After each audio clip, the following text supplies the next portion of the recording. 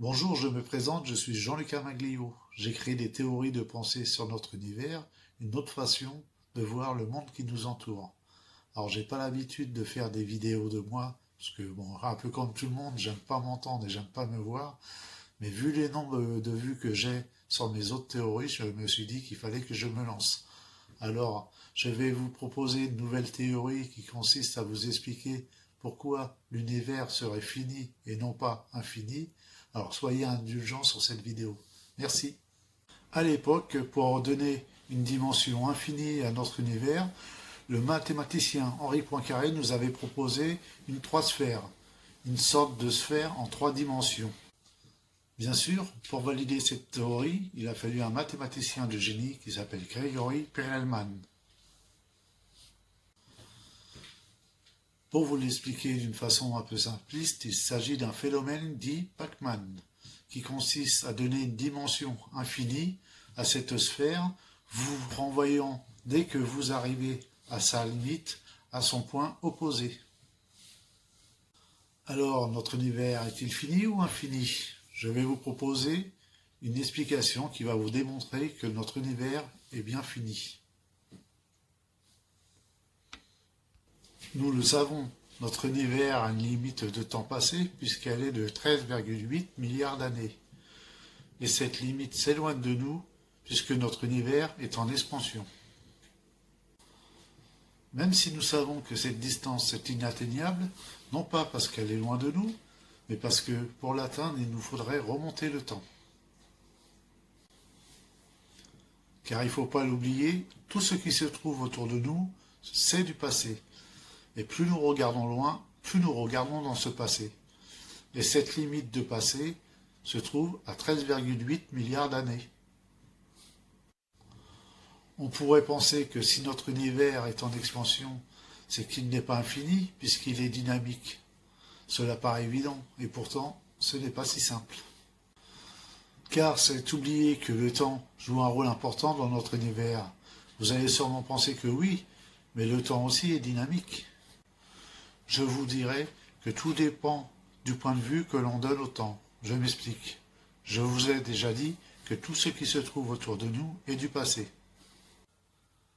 À savoir que si nous voyons le temps visuellement passer, amenant l'information jusqu'à notre cerveau, le temps lui passe dans tout ce qui se trouve autour de nous dans l'univers. Le résultat est que tout dans l'univers se trouve dans son centre avec son propre référentiel, aussi bien vous que toutes les choses lointaines. Cela veut dire que si nous cherchons le temps le plus proche, c'est-à-dire le temps zéro, la réponse est que ce temps se trouve en nous. Rien ne vous choque dans le fait que notre personne devient le temps le plus proche? On pourrait croire que nous sommes comme des déclencheurs de temps et que le temps apparaît qu'à partir de nous.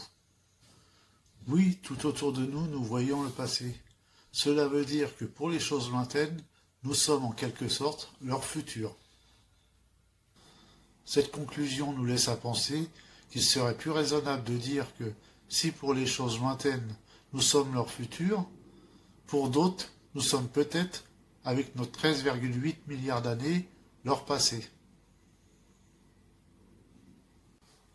Cela veut dire que notre futur existe déjà et que notre univers serait une sorte de film déjà écrit où nous serions spectateurs en ne voyant que le présent et le passé. Et oui, nous n'avons pas une place privilégiée dans notre univers, et si l'histoire de notre univers est déjà écrite, cela veut dire qu'il est peut-être fini. Et nous serions que des spectateurs qui regardent le plus grand film qui existe, c'est-à-dire l'histoire de notre univers. Nous pouvons penser que ce film de notre univers s'écrit au fur et à mesure qu'il passe, mais dans un temps zéro qui n'est pas le nôtre, mais dans un futur lointain. Pour résumer, afin d'être sûr que vous avez bien compris, pourquoi je remets en cause la conjoncture de Poincaré?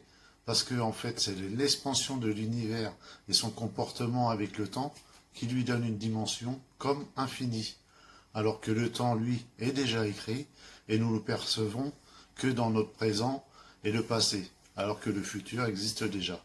Donc c'est comme si un peu notre univers existait déjà dans sa globalité, et nous percevions seulement le passage du temps à notre niveau.